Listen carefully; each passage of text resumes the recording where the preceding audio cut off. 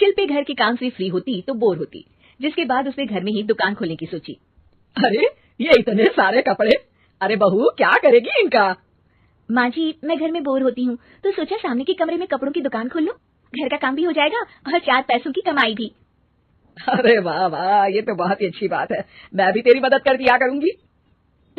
वाह माँ जी, तब तो मजा आ जाएगा, अब हम दोनों मिलकर खूब पैसे कमाया करेंगे। अब क्या था, सास बहू का काम चल पड़ा। एक दिन, अरे राकेश की माँ, सुनती हो? कहाँ चली गई? भूख के मारे पेट में चूहे कूद रहे हैं। अरे नंदिनी कहाँ हो? भूख लग रही है। पापा कहाँ है माँ? पता नहीं बेटा, भूख लग रही है, आज तो किसी ने चाय भी नहीं पूछी।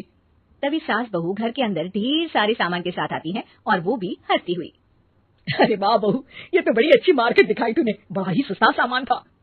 हाँ माँ जी, और ये सामान हम डबल पैसों में बेचेंगे, मजा आ जाएगा। अरे बहू भूख लग रही है, कुछ खाने को दे दे। माँ क्या बात है, आज किसी ने पापा को चाय भी नहीं दी? अरे बेटा, अब 40 साल में तेरे पापा ने क्या चाय बनाना भी नहीं सीखा? अरे बेटा रहने दे अब इस बहस को, तुम लोगों ने वैसे बनाया क्या है? बहू परेशान हो जाती है और सास को अकेले में लेकर जाती है।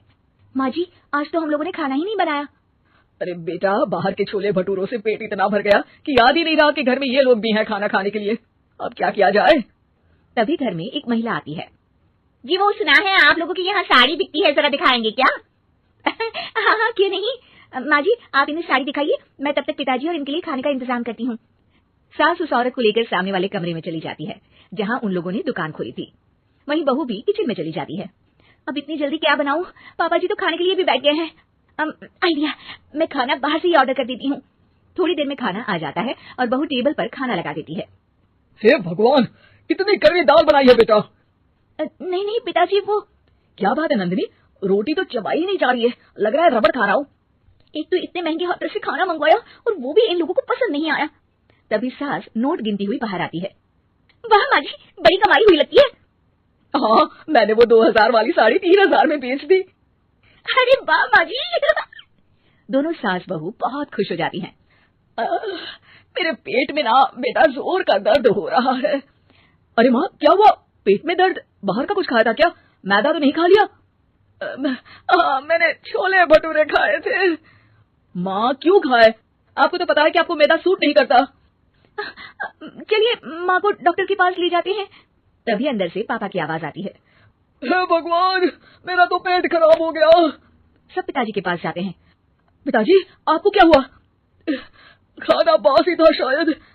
अरे पिताजी, नंदिनी जानती है कि बासी खाने से आपकी तबीयत खराब हो जाती है, तो वो ऐसा क्यों देगी, है ना नंदिनी?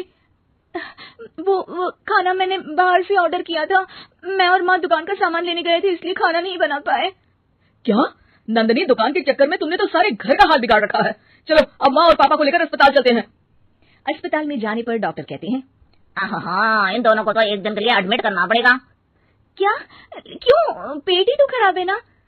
हाँ तो घर ले जाइए ना, अगर लग रहा है कि कोई बड़ी बात नहीं है, और हम सिर्फ पैसा कमाने के लिए इन लोगों को एडमिट कर रहे हैं। नर्स जरा इन लोगों को बिल तो दे देना। चलिए मैं आप लोगों को पैकेज समझा देती हूँ। जब बहू के हाथ में बिल आता है, हे भगवान, 60,000 रुपए, इतना तो मैंने कमाया भी ना था। अब समझ गई कि कमाई के चक्कर में घर के लोगों की सेहत के साथ मैं खिलवाड़ कर रही थी।